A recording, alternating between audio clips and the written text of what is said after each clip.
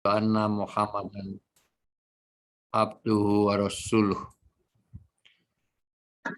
Yang saya hormati, saya banggakan, saya muliakan para sesepuh kami, para orang tua kami, para guru-guru kami yang join di kesempatan malam hari ini. Alhamdulillah, semua alhamdulillah hari ini kita masih diberikan dua nikmat yang Rasulullah sangat khawatir. Pertama nikmat sehat, yang kedua nikmat kesempatan. Meskipun hadisnya 5 waktu sebelum 5 waktu, tetapi yang dikhawatirkan Rasulullah kepada dua nikmat. Banyak orang lalai dari nikmat kesehatan dan nikmat kesempatan. Itulah sebabnya ketika para ulama menyebutkan sebetulnya ayat Al-Quran itu sepertiganya ada di surat Al-Asr. Sepertiganya. Kenapa? Karena Al-Asr ini bicara tentang bagaimana nikmat antara sehat dengan kesempatan itu untuk senantiasa berada di dalam 4 keadaan. Karena manusia di dunia ini akan merugi, siapapun tidak ada maknanya kehidupannya kalau tidak di dalam 4 keadaan itu. Satu, keadaan tentang setiap saat kita harus dalam keimanan. Masalah iman ini masalah yang paling utama sampai kelahiran, sampai mau mati, yang ditalkinkan, yang dibersamakan adalah masalah iman. Maka kenapa orang mau mati itu tidak diingatkan apapun kecuali suruh lakinu mautakum bila ilaha illallah. Itu masalah iman. Saya sering nyampaikan karena masalah iman ini berbeda dengan pandangan manusia dengan pandangan Allah. Sesuatu yang merusak antara iman dengan merusak antara sesama itu, mohon maaf, kalau ada orang mencuri motor dengan menyembah batu, maka di hadapan manusia pasti yang jahat adalah yang mencuri motor.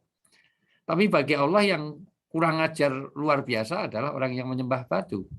Kenapa? Karena pandangan iman sangat berbeda dengan pandangan dengan manusia pada umumnya. Maka nikmat iman itu luar biasa. Itulah makanya orang kafir adalah orang yang nggak punya iman. Kalau nggak punya uang namanya fakir. Kalau nggak punya pasangan namanya jomblo. Orang kafir itu kalau sudah mati, kematian di dalam kekafiran itu membuat semua hal tidak bermakna sama sekali. Di dalam surat An-Nur ayat 39 sampai ditegaskan innalladzina kafaru. Orang-orang itu dibaca dulu Ustaz Haris. An-Nur ayat 39, betapa pentingnya tentang keimanan. Jadi orang itu senantiasa harus ada di dalam 4 keadaan. 1 dalam keimanan, 2 ketika dalam keadaan amal soleh, 3 di dalam kesabaran, 4 senantiasa di dalam kebenaran. Jadi pastikan apapun kondisi kita itu tetap dalam rangka keimanan, dalam rangka amal soleh, dalam rangka kesabaran kita. Karena tema kita hari ini adalah modal surgawi. Saya akan bahas sabar, mudah-mudahan selesai. Karena ini sangat panjang ini kaitan ini. Bagaimana sehidup sesurga itu, modal utama pertama adalah sabar. Ketika Rasulullah SAW diangkat jadi nabi, maka ada 2 tawaran. Ya Muhammad, engkau ingin jadi mulkan nabiya atau abdan nabiya. Kamu ingin jadi nabi yang kaya raya sebagaimana Sulaiman karena engkau jadi nabi terakhir. Perlu modal. Kalau itu yang kau kehendaki, maka aku diberi izin oleh Allah untuk gunung Uhud akan sulap jadi emas supaya jadi modal kenabianmu, dan pasir yang kelihatan di matamu di depanmu ini akan saya rubah jadi mutiara supaya menjadi modal kenabianmu, karena la nabiya ba'dah, tidak ada nabi setelah engkau. Engkau nabi yang terakhir, maka kumodali itu. Tapi Rasulullah memilih tidak. Aku sudah diberi ilmu oleh Allah bahwa surgaku itu ada di 2 sayap. Saya pilih jadi abd dan nabiya. Nabi yang rakyat biasa yang kadang bisa makan sehingga saya bisa bersyukur, dan kadang saya ada sesuatu yang saya tidak kehendaki dan itu iradah Allah, maka saya bisa untuk bersabar. Karena surga itu hanya dengan 2 sayap. Sabar dan syukur. Malam hari ini saya akan batasi kaitannya dengan sabar dulu. Nah, walaupun itu 2 sisi mata uang. Orang yang bisa bersabar nanti akan pandai untuk bersyukur. Karena sabar dan syukur itu tidak bisa dipisahkan. Kesabaran itu menghasilkan kesyukuran. Dari kesabaran ada sesuatu yang disyukuri. Sudah ketemu? Nah, Nur ayat 39. Silahkan. Bismillahirrahmanirrahim. Dan orang-orang yang kafir, perbuatan mereka seperti fata morgana di tanah yang datar. Orang kafir. Sekali lagi, orang kafir adalah orang yang nggak punya iman. Sekali lagi, kalau nggak punya uang, namanya fakir. Kalau nggak punya jodoh, namanya jomblo, jombloan, dan jombluwati. Ini karena ada yang jomblo-jomblo, maka saya ulang-ulang itu. Kalau nggak punya ilmu, namanya bodoh. Ya, itu semuanya. Nah, ini orang kafir. Orang kafir, orang nggak punya iman, matinya seperti fata morgana. Apa itu fata morgana? Dijelaskan ayat ini. Padahal semua orang tahu fata morgana. Dijelaskan, ya. Yang disangka air oleh orang-orang yang dahaga, tetapi apabila didatangi tidak ada apapun, dan didapatinya ketetapan Allah baginya, lalu Allah memberikan kepadanya perhitungan amal-amal dengan sempurna, dan Allah sangat cepat perhitungannya. Ya. Orang-orang kafir itu orang yang paling merugi di dunia, padahal dia menyangka berbuat baik. Nanti kalau dikaitkan dengan surat Al-Kahfi 103-104, orang yang paling merugi di dunia ini orang berbuat jelek tetapi menyangkanya berbuat baik. Padahal dia nyumbang masjid, padahal dia nolong anak yatim. Apa dia lakukan? Hanya karena kekafirannya, maka menjadi orang yang paling merugi. Hal nunabbiukum bi akhsarinal a'mala. Kamu tahu siapa orang yang paling merugi di dunia ini? Hidup tanpa iman. Karena semua yang dilakukan kayak fata morgana, nggak ada hasilnya sama sekali. Iya kasihan kan, kita ini sudah nabung begitu rupa, tapi bocor, nggak bisa tertampung. Nah, maka ini yang utama untuk kita usahakan dalam hidup ini masalah iman. Makanya semua pertemuan adalah mal'unah, dilaknat, atau sesuatu sia-sia. Setiap kita datang di satu tempat, apapun pertemuan itu menjadi sia-sia kalau dia tidak diingatkan mengenai keimanan. Nah, maka dakwah pertama utamanya adalah mengenai keimanan. Jadi hidup ini pokoknya apapun kalau sudah tidak menguatkan keimanan, udah itu sia-sia. Gitu. Bukan harta nggak penting, tapi harta kalau tidak memperkuat keimanan, harta itu malah justru dijadikan bahan untuk menyiksa kita. Kenapa ini harus saya sampaikan? Kenapa? Karena orang akan rugi kalau tidak dalam 4 keadaan. 1, dia tidak di dalam keimanan, saya ulang. 2, tidak di dalam amal soleh. 3, dia tidak di dalam kesabaran. 4, dia tidak di dalam koridor kebenaran. Dari sisi ini, maka Rasulullah memuji orang beriman itu Masya Allah. Ajib kata Rasulullah. Mengherankan orang mukmin itu. Di dalam hadis riwayat Imam Muslim dan juga Bukhari meriwayatkan dari Suhaib bin Sinan bahwa alangkah mengagumkannya keadaan orang beriman. Sangat ajib, sangat menarik. Pokoknya orang itu kalau dalam keadaan iman, maka semuanya menjadi kebaikan. Kalau ada orang mukmin itu dia mendapatkan kesenangan, dia akan syukur. Syukur itu menambah keindahan kehidupan mereka, menambah nikmat yang luar biasa. Dan kalau ada, artinya syukur itu mendapat kebaikan baginya. Dan jika ditimpa kesusahan dia bersabar, maka sabar adalah kebaikan juga baginya. Indah sekali orang beriman itu, maka keimanan itulah yang membuat orang menjadi indah dalam segala hal. Ada nikmat, dia syukur. Ada sesuatu yang tidak disukainya, pasti dia akan menjadi kesabaran dan dua-duanya menjadi kebaikan baginya. Mudah untuk disampaikan, tapi susah untuk kita menghadapinya. Itulah kesabaran. Kesabaran. Dan kesabaran adalah bentuk cintanya Allah kepada hambanya ketika seseorang mendapatkan kesulitan. Dicatat baik-baik, Rasulullah mengingatkan tentang kesabaran ini. Poin pertama, idza ahabballahu qauman ibtalahum. Tanda orang itu dicintai oleh Allah, maka orang itu diberikan kesulitan.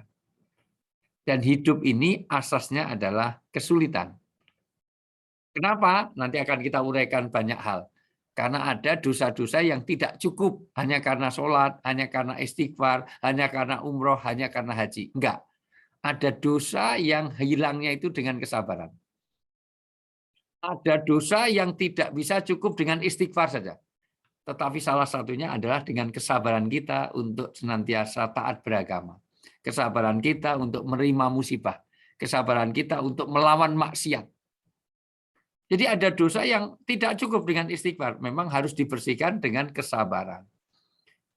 Karena tanda cinta itu adalah diuji atau ibtalahum, ibtila, maka ujian yang paling berat adalah para nabi.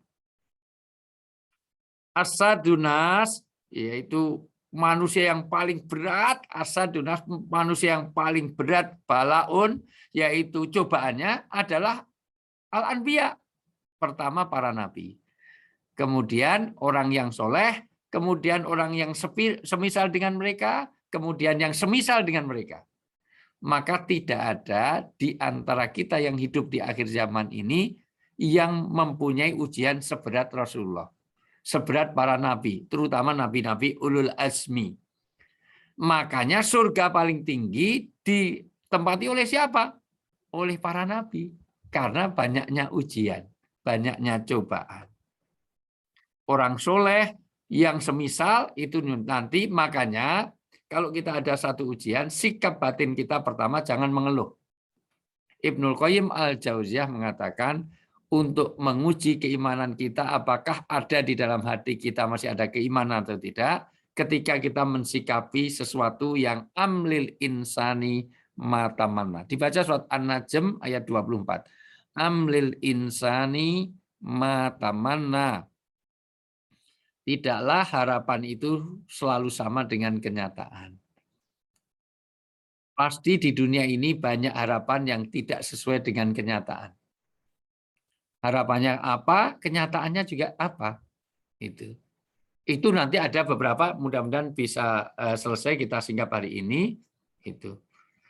Karena Allah punya iradah, punya kehendak. Dan kehendak Allah itu tidak harus sama dengan kehendak manusia. Kalau Allah nggak punya iradah, itu bukan Tuhan. Mosok semua terjadi atas kehendak manusia. Ya enggak. Biar Allah Maha Kuasa. Allah Maha punya iradah. Jadi terserah kehendak Allah.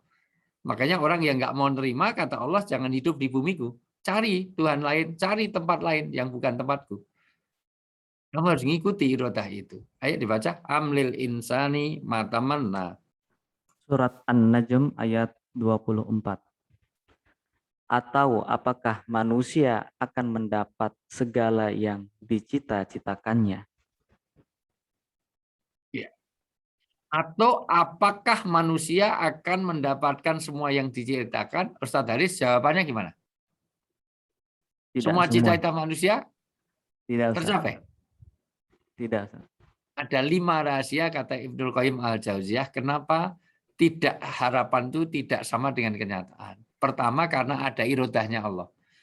Ana urid, anta turid, wallahu yurid. Saya berkehendak, Mbak Wina berkehendak, Mbak Hani juga berkehendak, Tenti juga berkehendak, Dewi Kania juga berkehendak. Tapi di antara kehendak kita pasti ada kehendak Allah yang terjadi. Dulu yang senang sama Atia itu banyak sekali. Dulu yang senang dengan istrinya Pak Andika, mohon maaf, banyak sekali. Kalau semuanya tercapai, mosok suaminya jadi ratusan. Nah, untung yang ke depan itu sama dengan kenyataan. Nah, jadi tidak semua harapan sama dengan kenyataan. Yang pengen jadi presiden di Indonesia banyak sekali. Kalau semuanya jadi, mosok, presidennya 8 kan jadi kacau. Gitu. Yang kedua, karena untuk kebaikan manusia. Karena sering yang kita kehendaki belum tentu baik bagi kita. Orang mukmin itu diberi yang terbaik oleh Allah. Yang ketiga, untuk berlangsungnya kehidupan. Karena tidak mungkin. Kemarin ada badminton, itu Uber Cup. Indonesia melawan terakhir sama siapa? Dengan Taipei. Itu yang Thomas yang kemarin malam. Nyaris. Dua-duanya mungkin berdoa supaya menang. Kalau semuanya menang nggak akan terjadi. Nah, pasti ada satu doa yang tidak dikabulkan. Yang berikutnya adalah supaya orang itu senantiasa dekat dengan Tuhan. Ya Allah senang, sengaja ditunda-tunda supaya dia senantiasa berdoa, selalu dekat dengan Allah. Yang berikutnya adalah bagian dari tabungan amal. Supaya nanti di surga itu di akhirat kita punya banyak tabungan dari doa-doa kita yang belum dikabulkan di dunia. Gitu. Karena Allah tahu yang terbaik. Maka memang seperti itu. Dan logika manusia beda dengan logika Allah. Kalau kita sering berdoa, kalau kita minta kepada manusia semakin sering membosankan. Tapi bagi Allah senang. Senang kalau ada orang doa itu, Allah itu senang sekali. Bahkan kesombongan bagi orang yang nggak pernah berdoa. Itulah maka diperlukan kesabaran. Kesabaran ada 5 aspek. Pertama, disebut sabar kalau dia bisa menahan diri. Jadi orang inti dari kesabaran adalah menahan diri. Menahan diri dari apa? Satu, menahan diri dari sesuatu yang tidak diinginkan. Yang kedua, orang yang sabar itu dia menerima kesusahan. Kalau tadi menahan diri, yang kedua menerima kesusahan. Artinya sesuatu yang tidak diharapkan itu dia terima. Gitu. Bahkan sabar itu bukan hanya menerima, nanti harus sampai ridho. Yaitu lebih lapang dada. Jadi apa yang terjadi itu lapang dada. Nanti tinggal nyari hikmah-hikmahnya. Yang ketiga, orang yang sabar mensikapinya secara syariah, yaitu mensikapi Allah atau mensikapi dengan cara Islami. Jadi orang sabar itu sikap batinnya, sikap dan perbuatannya nanti sesuai dengan syariat. Yang ke berapa? Menjaga yang ke itu. Artinya sikapnya itu tidak mengeluh, tidak ini, kemudian dia menjaga lisannya untuk tidak mengumpat itu. Semua dikembalikan kepada Allah, innalillahi wa inna rajiun. Dan terakhir adalah orang yang sabar adalah menahan diri dari semua perbuatan yang maksiat. Jadi ketika orang bersabar, 5 ini harus ada. Ya. Ketika orang menahan diri dari hantaman kehidupan, ketika ada musibah dia senantiasa ingatkan kepada Allah sesuai dengan syariat Allah. Nanti dibaca surat Al-Baqarah ayat 156, apapun musibah dikembalikan kepada Allah. Innalillahi wa inna ilaihi rajiun. Jadi suami istri yang masuk surga itu modalnya adalah kesabaran. Kenapa ini saya ingatkan? Karena pasangan kita adalah manusia. Loh, ya pastilah manusia. Pasangan kita bukan malaikat.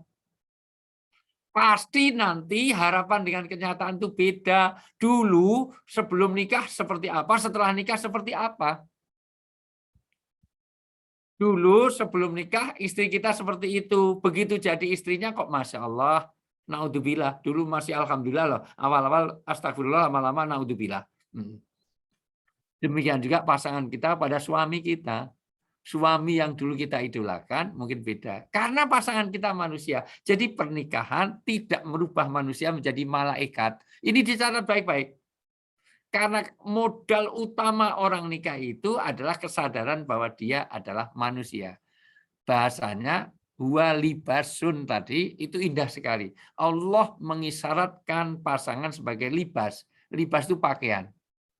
Pakaian itu dipakai dalam segala suasana. Orang kepanasan pakai pakaian. Orang kedinginan juga panas pakai pakaian. Orang suasana hujan perlu panas juga perlu pakai pakaian. Jadi panas, hujan, dingin, orang diperlukan pakaian. Pakaian itu simbol kehormatan, maka bahasanya adalah libas, libasun. Bahkan citra diri. Makanya kalau suaminya sudah pakai dasi, jangan sampai istrinya ngantar pakai daster. Atau sebaliknya. Istrinya sudah pakai pakaian yang rapi, suaminya ngantar pakai celana kolor. Ya, ini namanya tidak libas. Itu. Nah, nanti itulah pasangan. Ya. Dan yang lebih penting lagi, kesabaran itu tidak boleh, ini yang paling penting ya, itu kata Ibnul Qayyim al-Jauziyah, bentuk kesabaran adalah dia tidak menampakkannya atau dia show off terhadap orang lain. Maksud saya, dia tidak mengadukannya kepada orang lain. Maksudnya, orang yang sabar itu dia tidak ingin dipamerkan kepada orang lain. Itulah yang bentuk keikhlasan. Adukan hanya kepada Allah. Gitu. Sebagaimana Khobab al-Arad, Mus'ab bin Umair, Bilal bin Rabah. Ya. Ini yang dikatakan dalam surat Al-Maidah ayat 54, ya. Orang-orang, mohon maaf, yang dia itu tidak takut terhadap celaan orang. Laumatalain. Jadi orang-orang yang ya apapun itu, dicela manusia di apapun, dia tidak takut dengan itu. Karena apa? Urusannya dengan Allah. Jadi kesabaran itu urusannya langsung kepada Allah. Makanya kalau kita lihat bagaimana seorang keimanan itu, surga itu dikaitkan dengan kesabaran. Sekarang dibaca surat Al-Baqarah ayat 214. Kenapa sehidup sesurga ini diperlukan adanya kesabaran? Karena memang itu syarat mutlak, tiket mutlak. Dan nanti ilmu pun dikaitkan dengan sabar. Siapa yang disebut ulul albab? Ulul albab adalah orang yang cerdas. Ternyata orang cerdas itu bukan profesor, doktor.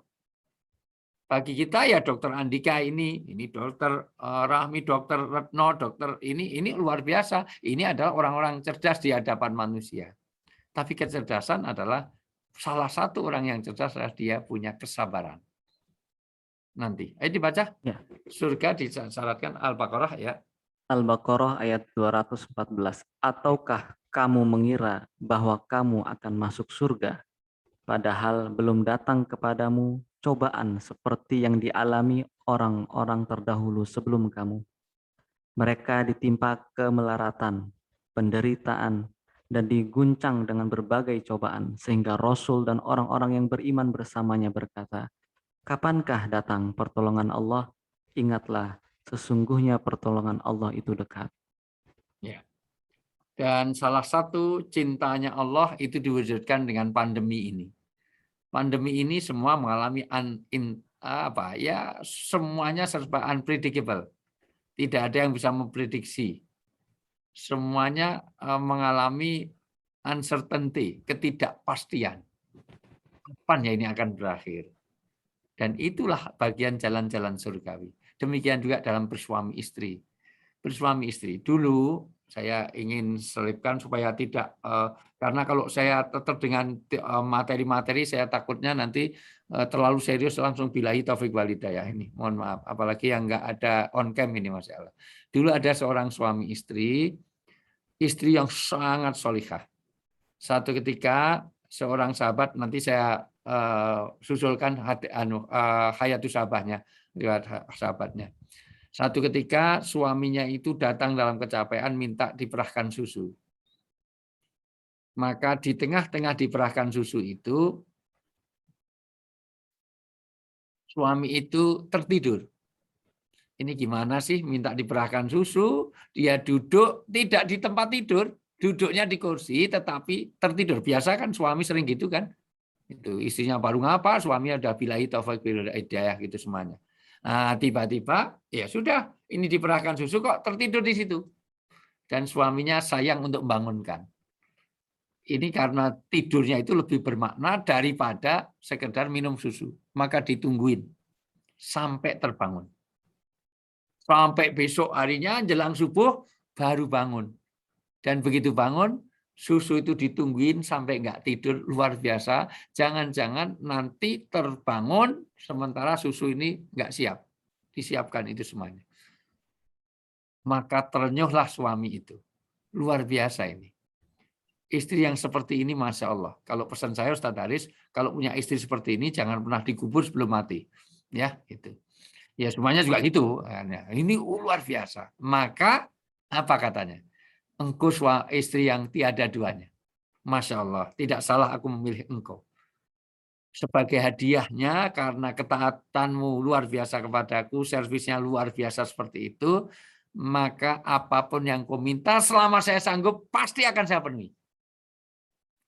Tapi tidak disangka ternyata Sahabiah, istrinya sahabat ini, dia mengatakan kalau memang itu kau punya hak dan kau bisa melakukan, maka aku minta talak. Tolong ceraikan aku. Divorce, cerai.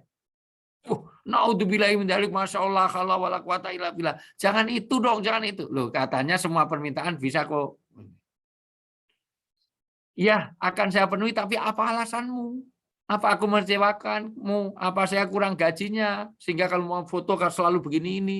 Itu sarangi, bukan sarangi, uang belanja ini. Kan sekarang banyak kan foto gini-gini. Apa kurang nafkah lahirku, nafkah batinku, segala macam. Kata istrinya, saya akan jelaskan nanti di hadapan Rasulullah. Maka ucapkan cerai, nanti akan saya sampaikan di hadapan Rasulullah. Alasan saya. Akhirnya, oke, kalau gitu saya ucapkan cerai nanti di hadapan Rasulullah, tapi saya perlu tahu alasannya dulu. Berjalanlah menuju rumah Rasulullah. Karena agak jauh rumah ini dari rumah Rasulullah, tiba-tiba di tengah perjalanan, itu terplesetlah unta itu. Unta itu terpleset sehingga suaminya patah kakinya keselio, terkilir. Begitu terkilir, maka istrinya bilang, saya akan cabut permintaan cerai. Loh, apa alasannya? Nanti saya jelaskan di rumah. Ini bikin penasaran saja. Tadi minta dijelaskan di depan Rasulullah, ini di rumah. Begitu sampai di rumah, maka nanti tolong sampaikan pada Rasulullah, karena saya belum lama dapat pembelajaran Rasulullah, kemudian dibacakan surat Az-Zumar. Az-Zumar ayat 3, apakah kamu dibiarkan begitu saja masuk surga, sementara belum ada ujian bagimu? Loh, kenapa begitu? Karena selama saya nikah belum pernah ada konflik. Dan saya tidak pernah bertengkar dengan engkau. Jangan-jangan keluarga kita ini nggak benar. Karena orang beriman itu pasti ada ujian. Dan ketika engkau keselio, itu bagian dari ujian keluarga kita. Dan ini ada hikmahnya, sehingga kamu WFH, nggak pergi-pergi terus, nggak jadi Bang Toyib. Dengan Anda keselio, berarti pengabdian saya lebih bagus. Nah ini, jadi WFH itu sudah ada sejak zaman sahabat dulu. Ya, kamu nggak usah WFO, itu ada yang itu. Telepon-telepon masih di tempat kerja, ini masalah luar biasa. Di Pemda, ya itu kerjanya itu. Orangnya gabung di sini, ya ini. Teleponnya pakai seragam. Sudah ketemu? Anjuman ayat awal? Al-Ankabut atau Ya. Al-Ankabut, Ustaz? Ya. Al-Ankabut. Ayat 2 apa ayat 3 Iya, itu? ayat 2. Ya, ayat 2 ya. Al-Ankabut ayat 2. Apakah manusia mengira bahwa mereka akan dibiarkan hanya dengan mengatakan kami telah beriman dan mereka tidak diuji? Iya. Karena selama ini kita tidak dapat ujian. Jangan-jangan keluarga kita ini keluarga yang tidak diridhai Allah. Karena surga itu syaratnya ada ibtila. Harus ada cobaan. Ketika engkau keselio, inilah cobaanku. Sehingga aku bisa berkhidmat, melayani engkau lebih maksimal. Karena selama ini engkau pergi terus. Kau mencari ini. Dengan demikian kamu di rumah, sehingga ini bagian itu. Dan kesabaran adalah bentuk ciri dari orang-orang yang punya keilmuan. Yang disebut dengan ulul albab, itu di dalam surat Ar-Ra'd ayat 19 sampai 23, itu bicara tentang bagaimana membangun kebersamaan. Orang sabar itu yaitu membuat ma'iyatullah. Nanti tema berikutnya. Insya Allah kita bicarakan mengenai ma'iyatullah. Kebersamaan kita dengan Allah. Jadi orang kalau sudah bersama dengan Allah semuanya udah aman. Sudah. Hidup ini akan sesurga kalau kita membangun al-jannatu dunal jannah. Membangun suasana surga sebelum masuk surga. Salah satunya adalah ma'iyatullah. Kita bersama dengan Allah. Nah, itu babnya agak panjang lagi. Ini memang saya buat pertema-pertema itu nanti lanjutan. Makanya kalau terputus biasanya nggak nyambung. Nah, makanya urutan-urutan. Kalau perlu besok direview ulang. Dibaca surat Ar-Ra'd mulai 19 sampai 23 itu bicara tentang ulul albab. Ternyata orang yang sabar itu siapa orang yang sabar itu? Ketika dia punya deep thinking. Deep thinking itu ada apa ya? Membangun kebersamaan Allah dengan lebih mendalam lagi. Itulah orang sabar. Ya, dibaca. Ar-Ra'd 19-23, maka apakah orang yang mengetahui bahwa apa yang diturunkan Tuhan kepadamu adalah kebenaran, sama dengan orang yang buta? Ya. Hanya orang yang berakal saja yang dapat mengambil pelajaran. Ya. Jadi orang yang berakal itu siapa? Orang yang sabar. Sebenarnya ada mafhum mukhalafah. Ini kalau ada tulis-menulisnya kita akan kasih. Ternyata ulul albab, orang yang berakal, siapa? Orang yang berakal itu yaitu nanti diterangkan karena itu alladzi orang-orang itu lil badal. Jadi untuk menerangkan di atasnya. Itu dibaca terus 20-nya. Orang yang memenuhi janji Allah dan tidak melanggar perjanjian. Satu orang yang memenuhi janji. Oke, satu orang memenuhi janji. Terus? Dan tidak melanggar perjanjian. Ya, terus?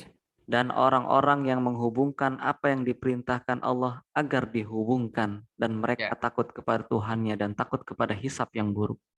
Jadi satu, dia selalu memegang janji. Yang kedua, jadi orang ulul albab itu orang yang memegang janji. Yang kedua, orang yang silaturahmi. Ketiga, hubungannya dengan Allah selalu bersama dengan Allah. Yang ketiga, yang keempat, dia senantiasa iman kepada hari akhirat. Yang kelima, terus? Dan orang yang sabar karena mengharap keridhaan Tuhannya, melaksanakan sholat dan menginfakkan sebagian rezeki yang kami berikan kepada mereka secara sembunyi atau terang-terangan, serta menolak kejahatan dengan kebaikan. Orang itulah yang mendapat tempat kesudahan yang baik.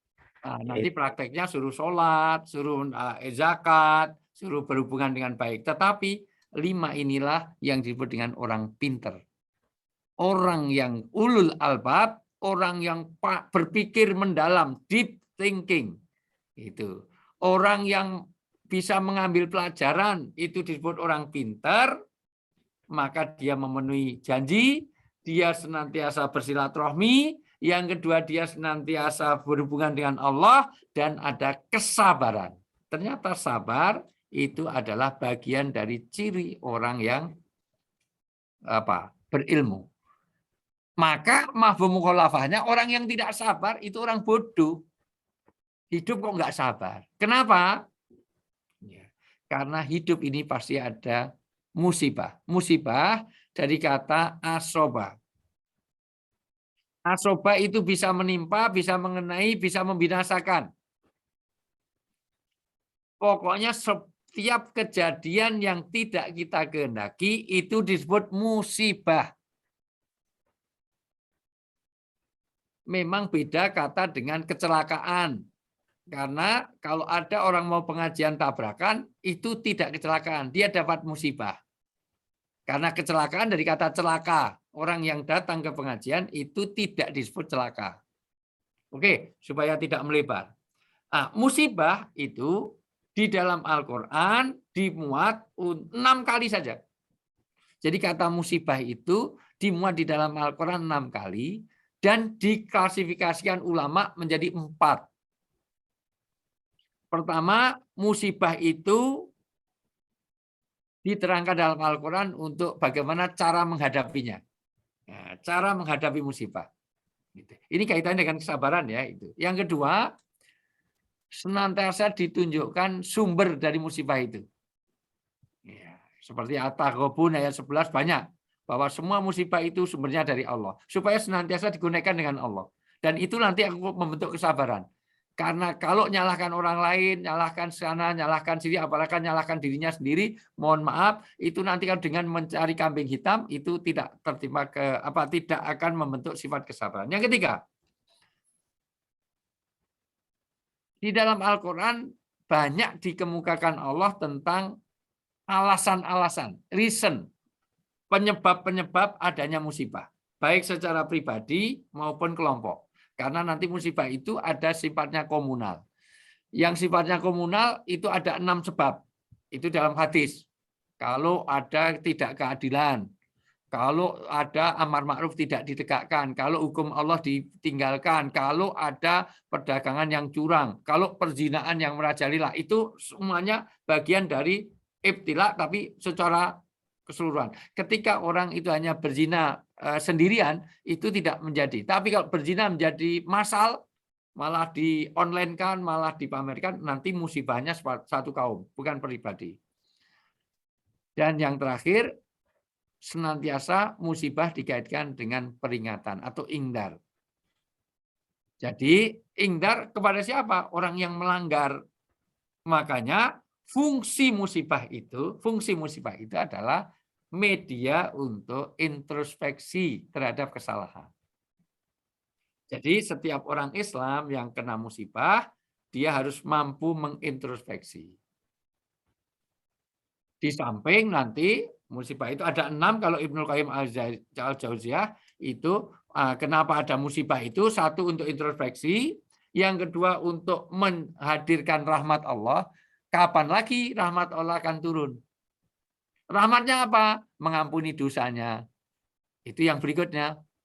Ada rahmat Allah di dalam musibah itu karena nanti memberi manfaat bagi orang lain, akan menggugurkan dosa kita. Bahkan disitulah cara Allah membuat irodah, bahkan mendidik keimanan.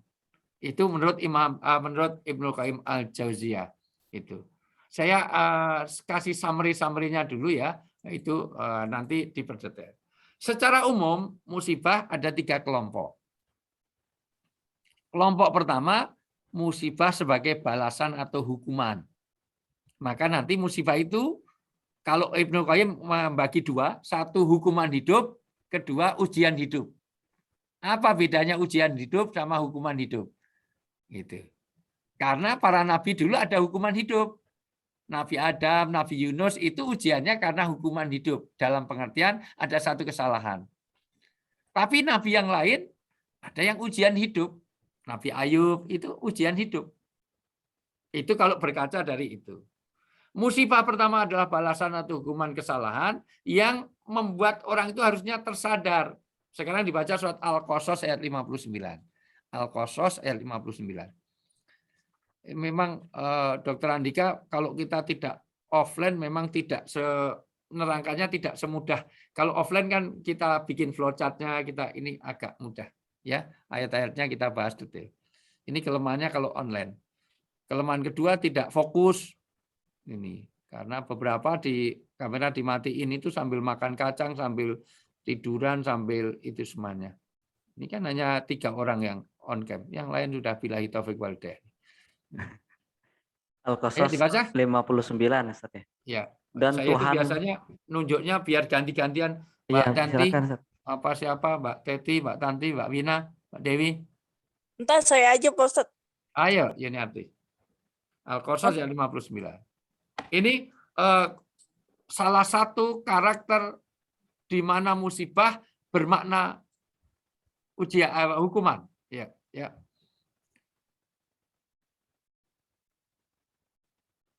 Al-Qasas 59. Mana? Yuniarti? Oh, masih di mute. Dari saja. Nggak bisa itu ternyata. Dan Tuhanmu tidak akan membinasakan negeri-negeri sebelum Dia mengutus seorang rasul di ibu kotanya yang membacakan ayat-ayat Kami kepada mereka. Dan tidak pernah pula Kami membinasakan penduduk negeri kecuali penduduk yang melakukan kezaliman. Ya, jadi ada musibah yang karena kedoliman. Makanya dianggap dosa itu ketika dia sudah tahu. Itu disebut dengan dosa. Maka orang irian pakai koteka tidak dosa. Kenapa? Karena dia belum dijelaskan, belum datang Rasul pada dia. Tapi kalau Masjid Al-Jihad jamaahnya pakai koteka, dosa. Nyocoki dari belakang pakai pralon, enggak boleh. Kenapa? Karena dia sudah tahu tentang aurat. Maksud pakai koteka, itu semuanya. Oke, yang kedua, saya sampai biar utuh dulu. Yang kedua, musibah itu bisa menjadi satu balasan, yang kedua sebagai ingdar atau teguran atau peringatan. Sebagaimana Asy-Syura ayat 30, An-Nisa ayat 79. Asy-Syura boleh dibaca, Asy-Syura 30 atau An-Nisa 79, salah satu boleh. Hani, ya. Bina.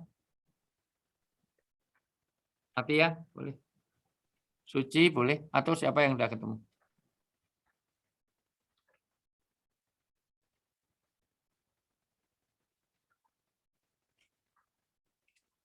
Nisa berapa Ustaz? Anissa, boleh 79. Sama saya aja Pak Ustadz. Ya, terserah. Monggo yang sudah ketemu. Nah, tadi Ya. saya terus nggak ngilang. Enggak, bukan kan tadi saya mau dicari dulu bilang sama Pak Ustadz gitu. Ya. Ayo yang sudah ketemu. Bismillahirrahmanirrahim. Aku hadapkan wajahku kepada Allah yang yang menciptakan langit dan bumi dengan mengikuti agama yang benar, dan itu tidak termasuk orang-orang musyrik. Itu ayat surat apa, ayat berapa itu? Ya salah. Ya. Salah. Allah. Iya, ayo Ani, dibaca nih. Ya. Bismillahirrahmanirrahim. Anita. Ya. Ayo. Ayat 79. Ya. Kebajikan apapun yang kami peroleh adalah dari sisi Allah. Dan keburukan apapun yang menimpamu itu dari kesalahan dirimu sendiri. Ya. Kami mengutusmu Muhammad menjadi rasul kepada seluruh manusia dan cukuplah Allah yang menjadi saksi. Ya. Jadi kadang-kadang itu menjadi teguran, menjadi peringatan sebagaimana di Asy-Syura tadi An-Nisa, Asy-Syura itu bicara tentang bagaimana kadang-kadang musibah itu bagian dari peringatan atas perbuatan kita. Yang ketiga, terakhir sebagai ujian. Sebagaimana Al-Baqarah 155 wala nabluwannakum bisari, atau dibaca kalau ini semuanya hafal ini harusnya. Al-Baqarah 155. Jadi saya ulang, 3 kategori musibah itu kenapa kita harus sabar? Karena itu bagian dari balasan hukuman. Itulah yang disebut dengan nanti hukuman hidup yang biasa yang dilakukan Nabi dulu juga ada seperti itu. Nabi Adam diusir dari surga, gitu. Nabi Yunus ditelan ikan. Kenapa? Karena Nabi Yunus itu dakwah begitu rupa malah dilecehkan. Maka Nabi Yunus langsung bilang, Bani Israel, kalau kamu lecehkan 3 hari tunggu, nanti akan ada adab padamu. Loh, urusan adab urusannya Allah, kok nggak bilang apa-apa itu. Ternyata setelah 3 hari itu nggak ada adab. Karena berdasarkan nabi-nabi dulu, kalau 3 hari orang dilecehkan sampai mau dibunuh, nabinya akan ada pertolongan. Ini nggak ada adab sama sekali. Akhirnya malu lari pun nggak izin Allah. Ini utusan Allah kok nggak izin. Akhirnya ditimpa oleh ombak begitu rupa, akhirnya tertelan ikan. Nanti di kesempatan lain kita bicarakan. Betapa orang tidak izin Allah, padahal ini utusan Allah. Kok lari dari umatnya nggak izin sama Allah. Akhirnya ada gelombang pun harus diundi pun dia harus dibuang dimakan ikan pun besar di 3 kegelapan, ikan besar di malam hari, di dalam perut 40 hari dan seterusnya. Tetapi karena dia ingat kepada Allah, itu bagian dari diselamatkannya. Al-Baqarah 155. Ayo Ustaz. Walanakum. Ya, ayo Suci. Bismillahirrahmanirrahim. Dan kami pasti akan menguji kamu dengan sedikit ketakutan, kelaparan, sedikitnya ya, ditulis ya, sedikitnya, sedikit, mohon maaf. Ya, sedikitnya nggak boleh dihilangkan. Ya, sedikit. Oke. Ya. Sedikit ketakutan, kelaparan, kekurangan harta, jiwa, dan buah-buahan. Dan sampaikanlah kabar gembira kepada orang-orang yang sabar. Ya. Ini bagian dari meningkatkan derajat. Jadi musibah sebagai ujian ini untuk meningkatkan derajat. Beri kita gembira, sedikit ketakutan karena takutnya dengan amannya pasti lebih banyak amannya. Sedikit kelaparan karena kenyangnya dengan laparnya, kita ini sakit dengan sehat, lebih banyak sehatnya. Sakit ini baru 2 tahun, ini aja udah mau berakhir, alhamdulillah. Gitu. Apalagi Jogja sudah kayak cendol. Kemarin pertemuan wali kota se-Indonesia di Jogja. Luar biasa, seluruh wali kota se-Indonesia. Di Jogja habis itu ada goes dan masing-masing wali kota bawa 20 orang itu. Akhirnya kayak cendol begitu rupa. Bagaimana ini? Gimana Masih pada di levelnya sana. Iya, Belum pada pulang kan? Ya itulah makanya. Udah ramai di Bandung juga, Pak Ustadz. Nah, kalau perlu besok Al Jihad kunjungan ke pesantren saya ya itu. Allah. 200 orang cukup untuk ini. Ikut. Ayo boleh Jogja ya. Jadi ujian ini dalam 3 klasifikasi saya ulang, 1 sebagai hukuman, 2 sebagai peringatan, 3 bagian dari ujian untuk meningkatkan derajat kita. Tetapi secara umum ujian itu apa? Bisa musibah karena ujian hidup, sebagaimana Allah turunkan untuk mengangkat derajat pada hambanya, itu sebagaimana Nabi Ayub, Nabi Yusuf, segala macam itu. Tapi ada yang ujian itu sebagai hukuman hidup. Sebagaimana yang dialami Nabi Adam, Nabi Yunus, dan juga ada juga dosa-dosa yang mohon maaf bagian dari untuk dibersihkannya dengan ujian ini. Dan ada derajat yang ditentukan supaya apa? Derajat yang hanya bisa diraih nanti di surga itu karena kesabaran kita. Nah, jadi dari sisi ini sebetulnya dan ujian bentuknya ada 14. Ini kalau saya terangkan poin per poinnya agak panjang dan lebar. Itu ujian itu bisa perintah, bisa larangan. Nanti Al-Baqarah 124. Ada kaitannya kebaikan dan keburukan Al-Anbiya. Wala nablakum bisari wal khairi. Ya, jadi Allah memberikan satu kebaikan dan keburukan. Bisa juga karena kemuliaan dan kesenangan. Dan itu kadang-kadang ujian dan banyak orang nggak lulus. Harusnya dengan kaya raya dia lebih dekat pada Allah, tapi ternyata dengan kaya raya terlibat perselingkuhan. Itu bagian dari ujian yang nggak lulus. Itu terlibat oleh korupsi, terjadilah tersangka. Itu ada juga karena dibatasinya rezeki, karena ada derajat atau kedudukan itu sendiri juga ujian, diguncangkan hatinya, kesedihan, kenikmatan hidup. Bahkan ya omongan di antara kita artinya ujian pada kata-kata yang tidak enak yang kita terima itu. Kalau dulu celaan itu atau ada kekuatan yang lebih besar, ada kedoliman, bahkan fitnah di dalam keluarga, ada lingkungan keluarga kena fitnah, baik juga dari lingkungan masyarakat atau nafsu. Karena syahwat itu juga disebut sebagai ujian. Nah, adanya ujian ini adalah semata-mata tanda kebaikan Allah pada kita, maka intinya adalah ini yang sebagai menerjemahkan awal dari surat yang kita baca di dalam surat Ar-Ra'd 23-24 kemarin, surga itu hanya dibagikan kepada siapa? Hanya diberikan kepada orang-orang yang sabar. Keluarga yang akan masuk surga, yang akan reuni bersama pasangannya, atau dibaca ulang. Dibaca ulang. Ar-Ra'd ayat 23 dan 24, syaratnya kesabaran ini. Kenapa harus sabar? Karena setiap manusia pasti punya cobaan. Kedua, karena cobaan itu bentuk kecintaan Allah. Ketiga, karena cobaan pasti sesuai dengan kemampuan kita. Keempat, karena ketika ada cobaan, maka dari sabar itulah akan gugurkan dosa, akan meninggikan derajat di surga. Dan dari sabar akan menurunkan rahmat. Itu di antara poin-poinnya. Ayo dibaca. Kenapa kok sabar ini menjadi kunci utamanya?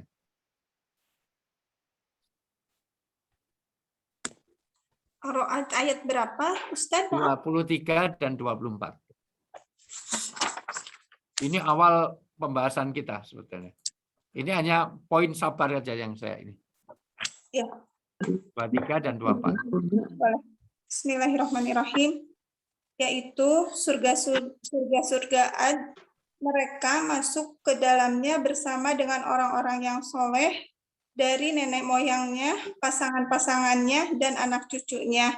Sedang para malaikat masuk ke tempat-tempat mereka dari semua pintu. Ayat 24-nya, sambil mengucapkan, selamat sejahtera atasmu karena kesabaranmu, maka alangkah nikmatnya tempat sesudah itu. Ya, inilah password. Password untuk ke surga itu karena kesabaran. Jadi malaikat itu menjadikan welcome terhadap kita semuanya bersama pasangannya, anaknya, cucunya, kakaknya, bahkan bapak ibunya, simbahnya, mbah buyut, mbah wareng, udeg-udeg, debobosok, gantung siwur, jaran mati, jambe wangi, sampai anak semuanya, cucu, cici, cecet semuanya akan kumpul karena kesabaran kita. Jadi ternyata kesabaran inilah kunci untuk sehidup semati kita, sehidup sesurga kita. Kunci utama adalah kesabaran. Dan kesabaran itu tidak ada batasnya. Karena nanti orang akan tanya, di setiap saya bicara sabar, tentu selalu ada pertanyaan ini. Maka saya cegati dulu daripada nanti di ini saya kasih haluan dulu. Dibaca surat Al-Imran 200. Isbiru wasobiru. Orang-orang beriman, kamu bersabar dan teruslah bersabar. Sabar itu nggak ada batasnya. Isbiru wasobiru. Dan kesabaran ini adalah cara terbaik untuk mendapatkan yang lebih baik. Jadi biasanya itu quote saya. Kesabaran adalah cara terbaik untuk mendapatkan sesuatu yang lebih baik. Ini catat baik-baik ya. Kesabaran adalah cara terbaik untuk mendapatkan sesuatu yang lebih baik. Jadi kalau kita ingin mendapat sesuatu yang lebih baik, hanya dengan cara sabar. Makanya kata sabar suruh coba dibaca. Saya baca Pak Ustadz. Ya, silakan Bu Sri. Hai orang-orang yang beriman, bersabarlah kamu dan kuatkanlah kesabaranmu. Tetaplah waspada dan bertawakallah kepada Allah agar kamu beruntung. Masya Allah. Tetaplah sabar dan mohon maaf itu karena sabar hanya kunci surga. Tetaplah bersabar. Karena apa? Kunci surga itu sabar itu sendiri. Hadisnya panjang lebar banyak sekali. Ayatnya juga hanya khusus orang yang sabar yang bisa masuk surga. Al-Imran 142. Al-Imran 142. Surga hanya diperuntukkan hanya untuk orang bersabar.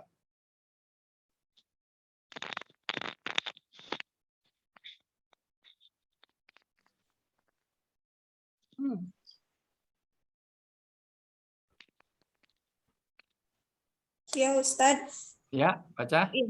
Bismillahirrahmanirrahim. Apakah kamu mengira bahwa kamu akan masuk surga, padahal belum nyata bagi Allah orang-orang yang berjihad di antara kamu dan belum nyata orang-orang yang sabar? Ya. Jadi ternyata surga itu nanti kesungguh-sungguhan kita jahada yujahidu jihadan itu bersungguh-sungguh dalam beragama. Yang kedua, kesabaran. Itulah nanti password kita, kunci kita ke surga. Maka saya akan bagi closing karena sudah 1 jam lebih. Ternyata sabar itu adalah ilmu tingkat tinggi di dalam beragama. Karena ilmu tingkat tinggi, maka belajarnya setiap hari. Latihannya setiap saat. Ujiannya mendadak, sekolahnya seumur hidup. Saya ulang. Sabar itu ilmu paling tinggi di dalam beragama. Ilmu paling tinggi adalah ilmu kesabaran. Belajarnya setiap hari, latihannya setiap saat, ujiannya selalu mendadak. Ujiannya tentang sabar itu mendadak, unintended, nggak pernah diduga-duga. Sekolahnya seumur hidup. Nabi Musa alaihissalam itu orang yang pinter, tetapi untuk kesabaran diperlukan Khidir. Bagaimana diutusnya Khidir untuk memberikan? Ternyata sabar diperlukan ilmu.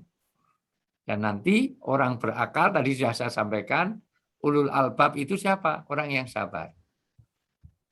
Dan Nabi Musa alaihissalam diajari khusus mengenai kesabaran. Bersabar itu indah, dan kesabaran itulah wujud dari keimanan atau bukti burhanun. Bukti dari keimanan. Kesabaran itu laksana sinar matahari yang dimana dia akan menerangi orang di dalam kegelapannya. yang sangat terkenal adalah Abu Mukhlaq. Abu Mukhlaq, orang dalam buntu, dalam kegelapan, dia sabar, dia datang mengadu pada Allah, di tengah-tengah orang dirampok, Allah turunkan satu pertolongan Allah karena kesabarannya. Untuk closingnya, kesabaran Nabi Musa dibaca itu di surat Kahfi itu langsung ke dari 60 sebenarnya, tapi ya langsung 65 juga nggak apa-apa. Bagaimana Nabi Musa dilatih atas kesabaran oleh Khidir.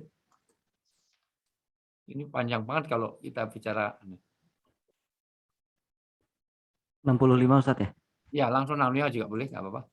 Lalu mereka berdua bertemu dengan seorang hamba di antara hamba-hamba kami yang telah kami berikan rahmat kepadanya dari sisi kami dan yang telah kami ajarkan ilmu kepadanya dari sisi kami.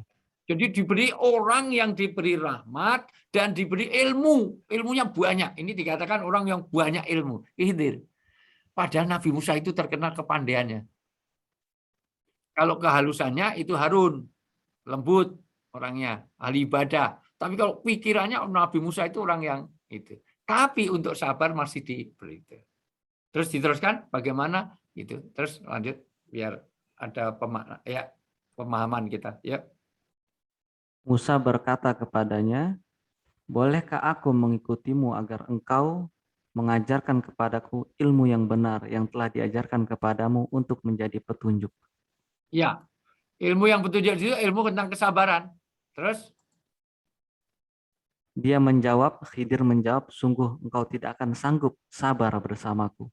Ya, kamu nggak akan sabar. Nggak akan sabar. Jadi tentang kesabaran itu diperlukan keilmuan. Terus? Dan bagaimana engkau akan dapat bersabar atas sesuatu sedang engkau belum mempunyai pengetahuan yang cukup tentang hal itu? Iya.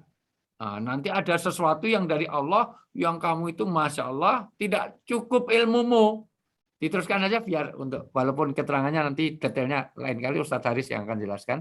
Ya, terus? Dia Musa berkata, insya Allah akan engkau dapati aku orang yang sabar dan aku tidak akan menentang. Ya, terus? Khidir berkata, jika engkau mengikuti maka janganlah engkau menanyakan kepadaku tentang sesuatu apapun sampai aku menerangkannya kepadamu.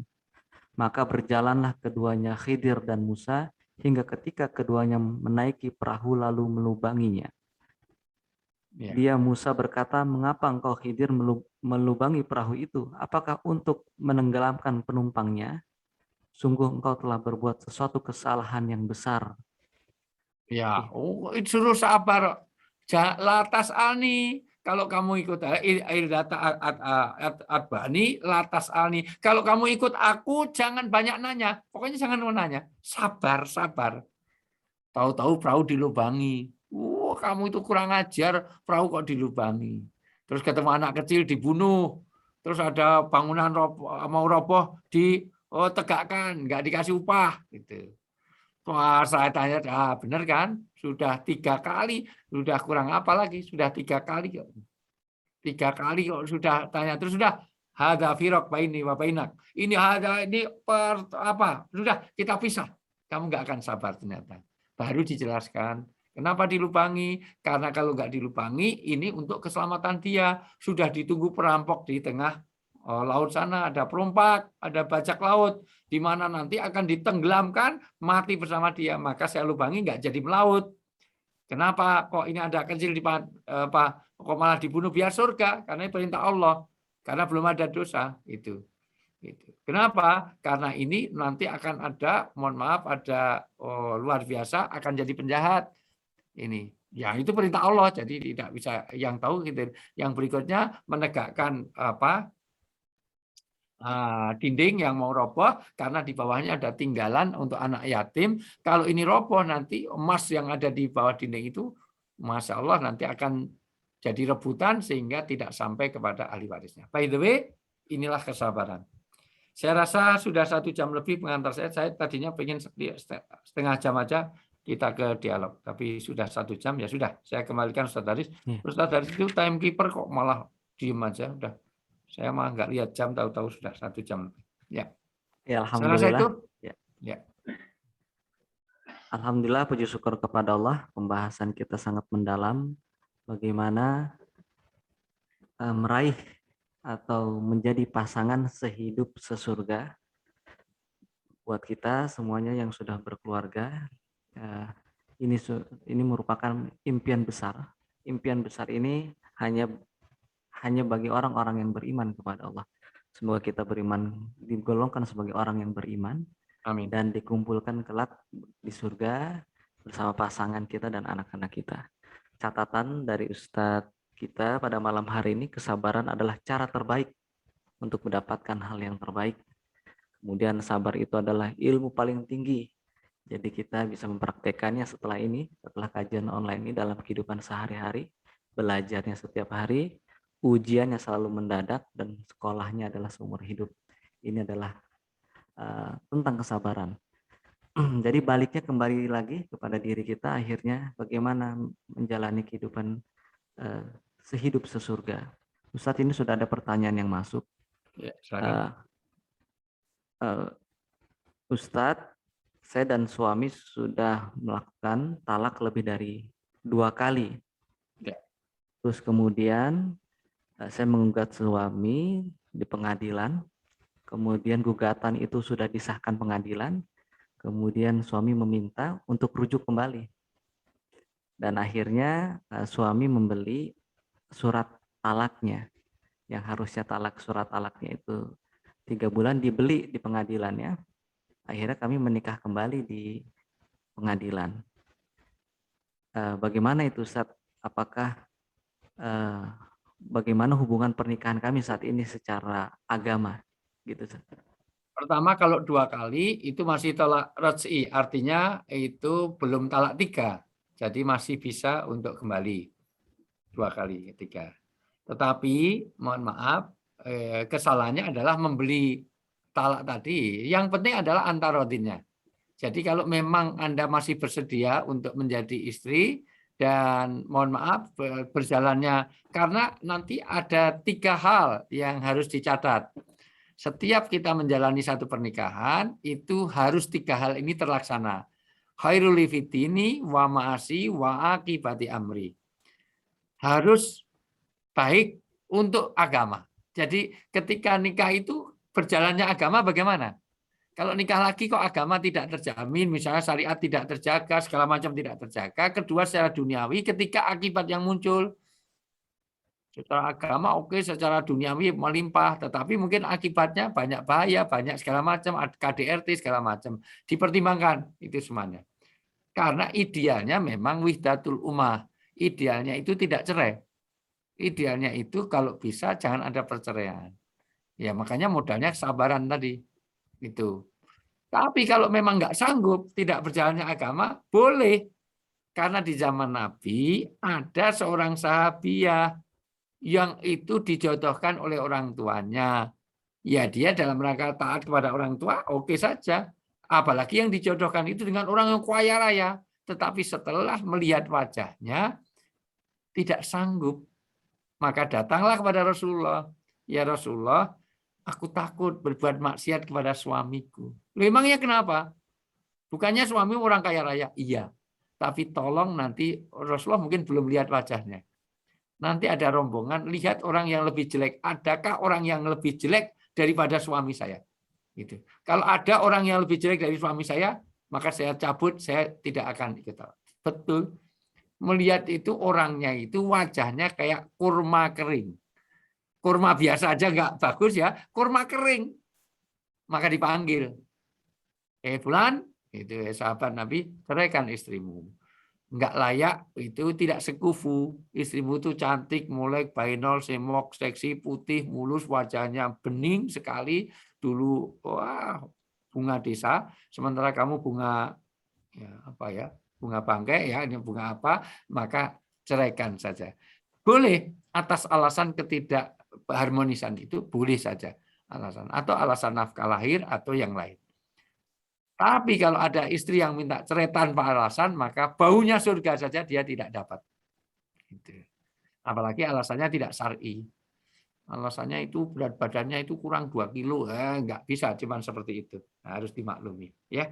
Oke, wallahu a'lam bishawab. Saya rasa kalau memang itu menjadikan kebaikan, ya silakan saja. Gitu.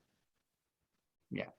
Silakan Ibu, Bapak yang hendak bertanya, bisa diaktifkan mikrofonnya. Ibu Yuniarti, silakan. Assalamualaikum warahmatullahi wabarakatuh, Pak Ustadz. Waalaikumsalam warahmatullahi wabarakatuh. Saya izin bertanya, Pak Ustadz. Kalau pasangan kita nih meninggal dunia, kan kita belum tentu siapa terlebih dahulu ya. Nah, pas di waktu perkumpulan di padang mahsyar kan kita pertimbangannya tuh nggak tahu amalnya. Nah, misalnya amal istri yang lebih banyak baiknya. Nah, kalau suami itu tidak bertanggung jawab selama di dunia terhadap keluarga, kan itu sangat berdosa. Itu kita tuh terhadap itu bagaimana, Pak Ustadz? Gimana Ustaz Haris? Iya, apakah ketika istri amal solehnya lebih banyak daripada suaminya, apakah akan dikumpulkan? Gitu, Ustaz. Iya, Yang saya kalau tangkap. dia sama-sama soleh ya dikumpulkan. Tapi kalau sedangkan kewajiban suaminya tidak dijalankan gitu, Ustaz, berarti maksudnya. dia tidak soleh. Itu. Jadi syaratnya sama soleh dan solihah. Ya, jadi yang dikumpulkan karena keimanan dan kesolehannya. Nah, itu terjadi misalnya yang paling ekstrim misalnya Asia dengan Fir'aun ya nggak bisa berkumpul. Loh, tapi bagaimana dengan pasangan? Nanti diberi pasangan yang lebih baik. Jangan takut. Pokoknya kalau jadi orang soleh itu jauh lebih enak. Jadi orang soleh lebih enak daripada jadi orang yang tidak soleh. Sekarang dibaca surat Fusilat ayat 30-31. Jangan takut. Pokoknya kalau Anda jadi orang baik, Yuniarti, pokoknya jadi orang solihah itu pasti oke lah. Nanti diberikan yang terbaik. Ngapain orang nggak soleh dikumpulkan? Ada juga majelis taklim di Jakarta itu. Saya bacakan surat itu, saya suruh baca surat Ar-Ra'd 2324 itu, boleh nggak kalau besok di surga itu minta pasangannya ganti? Di dunia aja udah bosan kok diketemukan lagi dengan situ. Na'udzubillah min dzalik. Nanti beda. Kalau dia soleh, dia akan dibangkitkan sesuai dengan amalnya. Dibaca surat Fusilat 30-31. Ini jawaban untuk para wanita. Kalau ada pertanyaan di sana, ada nggak bidadara? Ini jawabannya ini. Karena kan selalu dibayangkan bidadari. Jadi jangan takut, Wina, tenang aja. Nih, Ani, itu. Sesungguhnya orang-orang berkata, sesungguhnya orang-orang yang berkata Tuhan kami adalah Allah, kemudian mereka meneguhkan pendirian mereka, maka malaikat-malaikat akan turun kepada mereka dengan berkata, janganlah kamu merasa takut, dan janganlah kamu bersedih hati, dan bergembiralah kamu dengan memperoleh surga yang telah dijanjikan kepadamu. Kamilah pelindung-pelindungmu dalam kehidupan dunia dan akhirat. Di dalam surga kamu memperoleh apa yang kamu inginkan dan memperoleh apa yang kamu minta. Walahum matastahi anfusakum walahum matad'un. Apa yang kamu inginkan dan apa yang kamu minta. Jadi kamu minta apa saja sana boleh. Saya minta suaminya 200 boleh. Saya minta apapun sudah di sana. Minta Alphard karena di dunia nggak dapat Alphard, silahkan kalau cuma mau Alphard.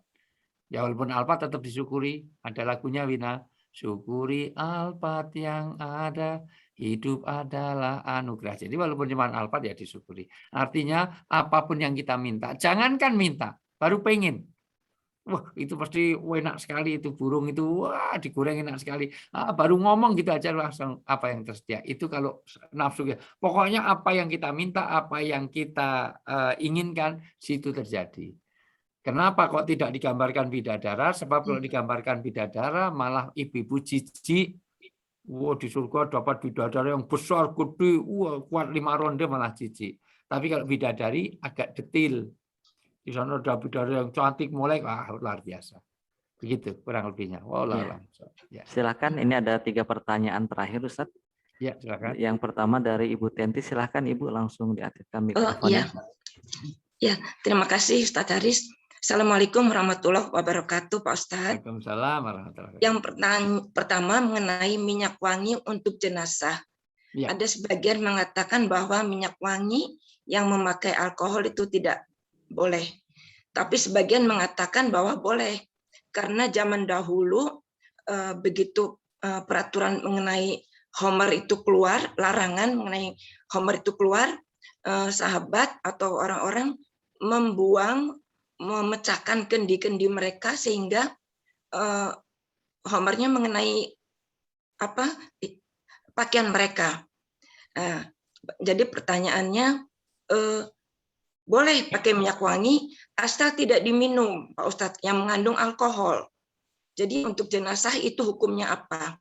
Yang kedua, Pak Ustadz, satu dulu Bu, kalau biar boleh, ini enggak satu mengenai, nanti yang kedua sambung. Oke. Jadi boleh. memang alkohol itu larangannya untuk dikonsumsi.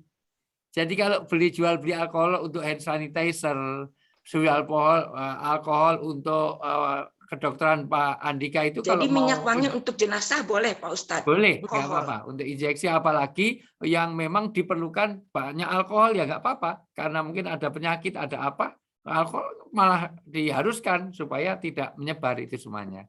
Tapi pada kepentingannya, kepentingannya itu, karena memang buat apa diwangi-wangikan itu supaya dia tidak mengeluarkan bau, ya nggak apa-apa, boleh saja itu. Yang nggak boleh mengkonsumsinya. Itu ya, jadi larangan terhadap alkohol itu adalah dikonsumsi, betul Bu. Jadi tapi kalau untuk membersihkan alat, untuk itu semuanya nggak masalah ya, gitu. Yang kedua boleh Ustadz Haris? Ya, silakan. Baik, yang kedua mengenai doa untuk pasangan yang sudah meninggal.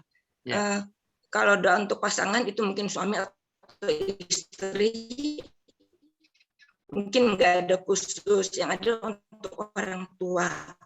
Jadi selain dalam bahasa Indonesia jenazah, itu doa apalagi yang khusus untuk pasangan, Pak Ustadz? Allah maghfirlahu itu sebetulnya al-maghfirlahu warhamhu wa'fu itu nggak usah disebut ha sama hu saja, oleh ulama itu sudah doa paten, boleh.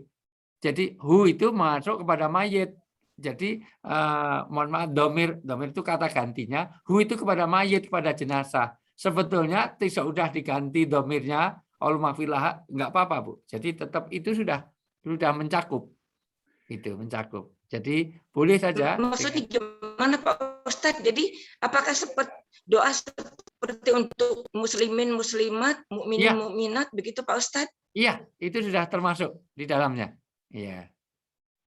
Iya, jadi termasuk kalau itu padahal kita ingin khusus untuk pasangan gimana Pak Ustadz? Pakai bahasa kita sendiri. Pakai bahasa kita. Ya Allah, ampunilah suami saya, ampunilah dosa-dosanya, lebarkan kuburan suami saya. Boleh sebut namanya. Iya. Iya, pakai bahasa kita saja. Satu lagi Ustadz, terakhir boleh nggak Pak Ustadz? Mangga. Terakhir boleh? Mangga. Mengenai kafan Pak Ustadz. Ya. Mengenai kain kafan. Saya pernah dengar dari Ustadz Umar Mita. Katanya Rasulullah SAW pernah bersabda, baguskanlah kain kafanmu. Padahal Sayyidina Ali berkata kepada Hasan, anaknya, jangan bermewah-mewahan dalam berkafan, karena itu akan menghimpitmu dengan keras. Nah, menurut Ustadz, salah seorang Ustadz, katanya ada kain kafan yang bermotif sohuliyah. Itu tetap mori, warnanya putih, tapi dengan motif sohuliyah, itu garis-garis tipis sekali Pak Ustadz. Nah kemudian saya googling Pak Ustadz, ternyata saya mendapatkan kain kafan yang motifnya batik, kemudian yang ada yang biasa pakai tali itu sudah pakai karet gitu Pak Ustadz, dan itu harganya mahal gitu. Jadi menurut Pak Ustadz gimana Pak Ustadz yang motif sohuliyah ini? Yang saya tahu bagus karena itu adalah supaya rapat dalam menutupnya. Jadi rapi, bukan pada mewahnya, bukan pada mahalnya. Karena memang di dalam kematian kita tidak boleh show off. Tidak boleh bermewah-mewah, betul. Bikin bangunannya. Dulu itu orang Arab itu mensurgakan itu dengan membangun kuburan. Jadi ketika orang sudah mati, maka bermewah-mewah di dalam kuburan. Maka itu dilarang. Ada kuburan dilapisi emas, ada kuburan segala macam, itu maka ada piramid, ada segala macam. Makanya itu yang dilarang. Tapi yang dimaksud baguskanlah setahu saya itu adalah supaya dibungkus secara rapi dan rapat. Jadi jangan asal-asalan. Itu baguskanlah. Tapi kalau bermewah-mewahan sampai kuburannya aja 1 M itu di San Diego Hill itu tidak disarankan tentu. Mungkin di dalam kuburannya ada wifi-nya, ada AC-nya, ada itu segala macam.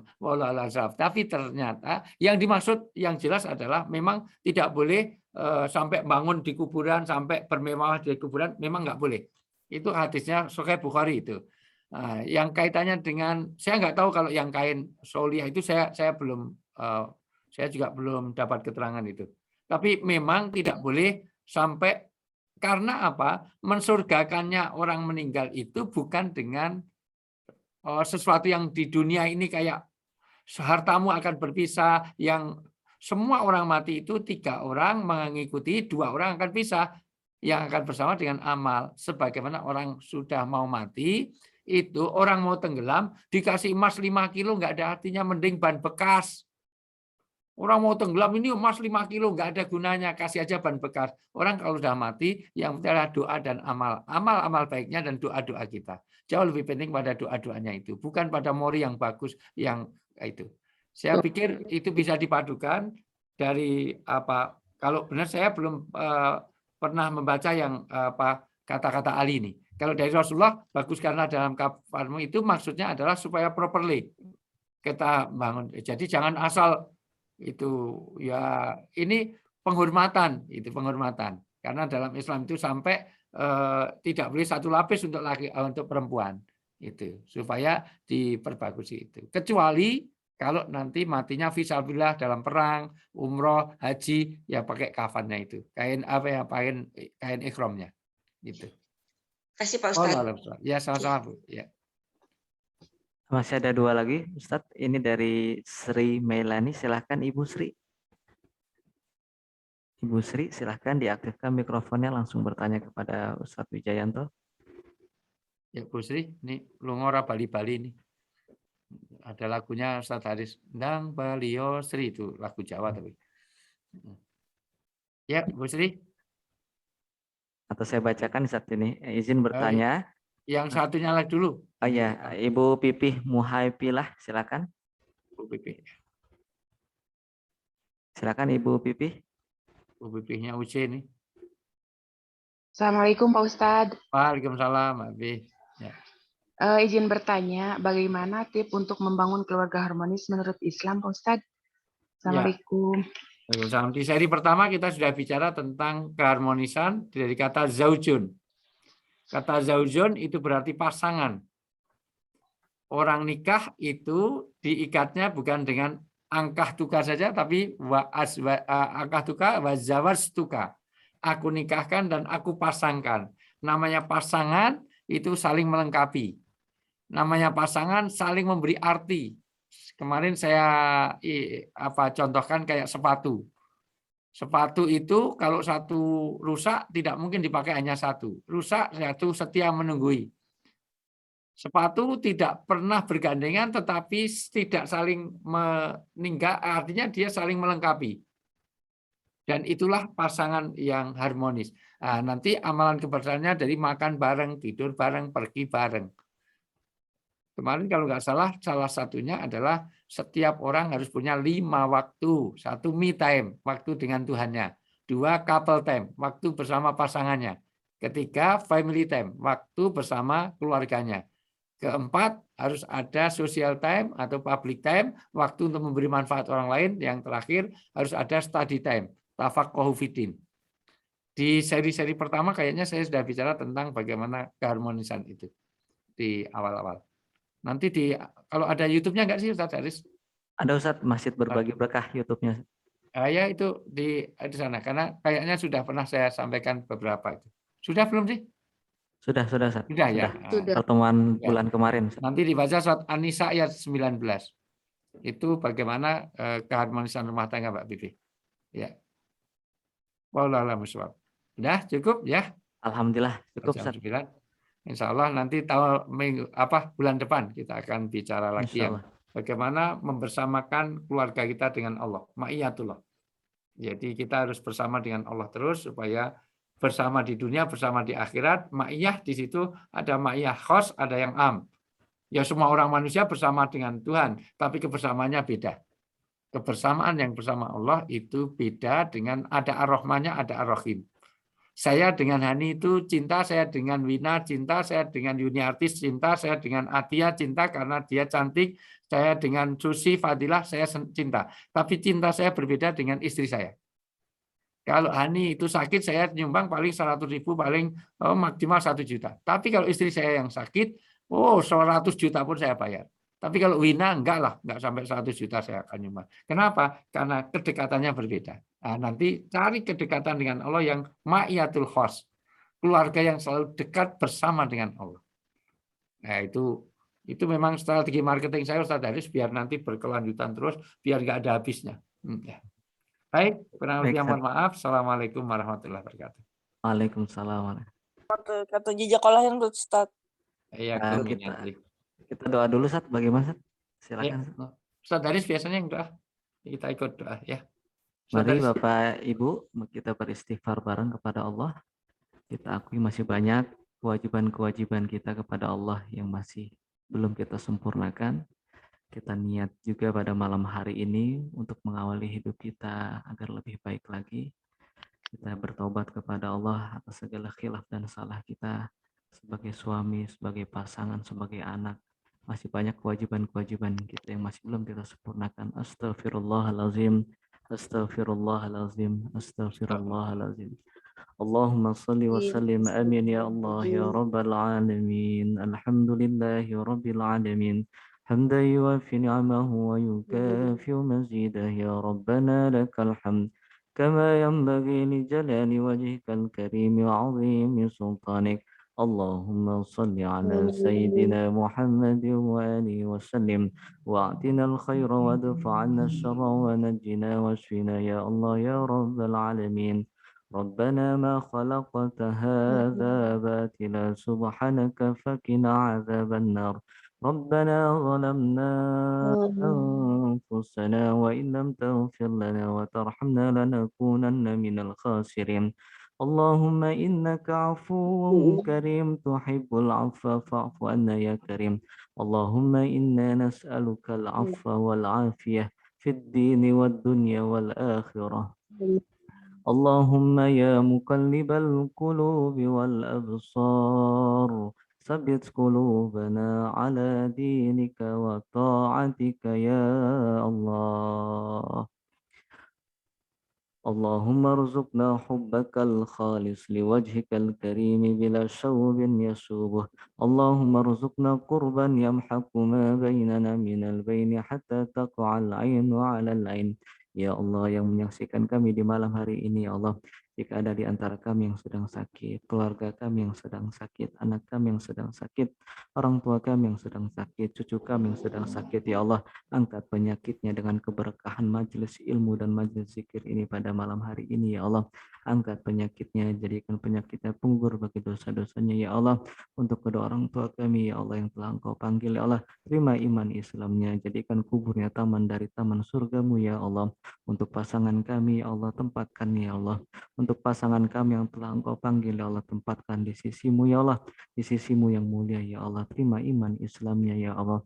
Allahumma la tada' lana min majlisina hadza dhanban illa ghafarta wa la hamman illa farajta wa la daynan illa qadayta wa la maridan illa shafaita wa la hajatan min hawaiji dunya wal akhirah إلا قضيتها يا أرحم الراحمين ربنا لا تزغ قلوبنا بعد إذ هديتنا وهب لنا من لدنك رحمة إنك أنت الوهاب ربنا آتنا في الدنيا حسنة وفي الآخرة حسنة وقنا عذاب النار سبحان ربك رب العزة عما يصفون وسلام على المرسلين والحمد لله رب العالمين الفاتحة أعوذ بالله من الشيطان الرجيم بسم الله الرحمن الرحيم الحمد لله رب العالمين الرحمن الرحيم مالك يوم الدين إياك نعبد وإياك نستعين اهدنا الصراط المستقيم صراط الذين أنعمت عليهم غير المغضوب عليهم ولا الضالين آمين.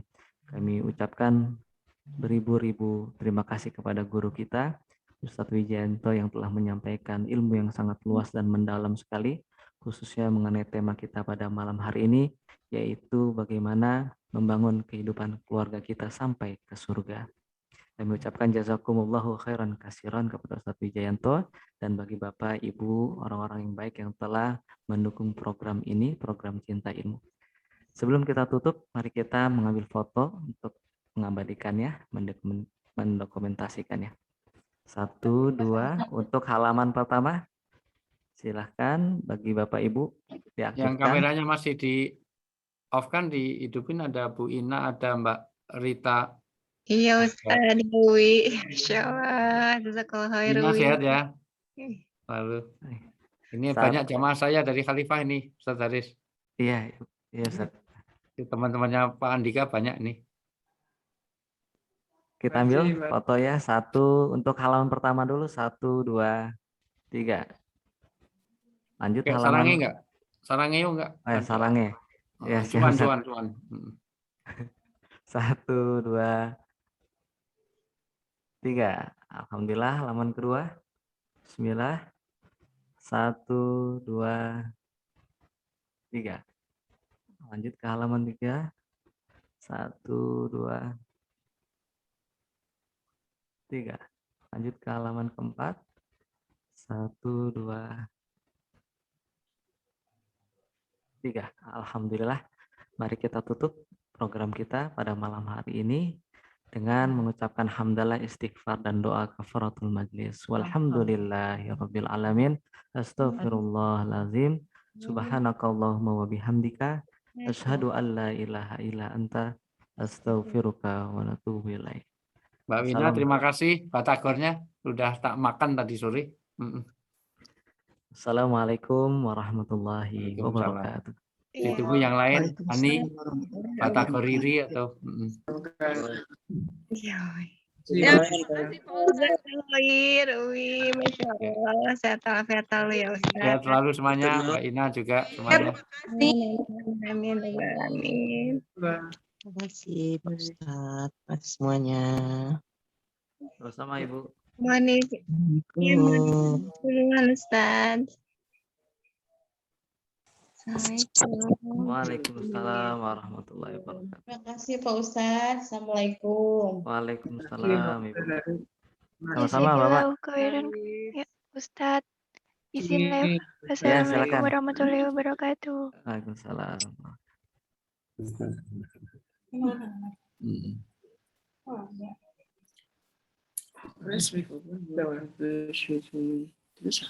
Ini Pak pasien.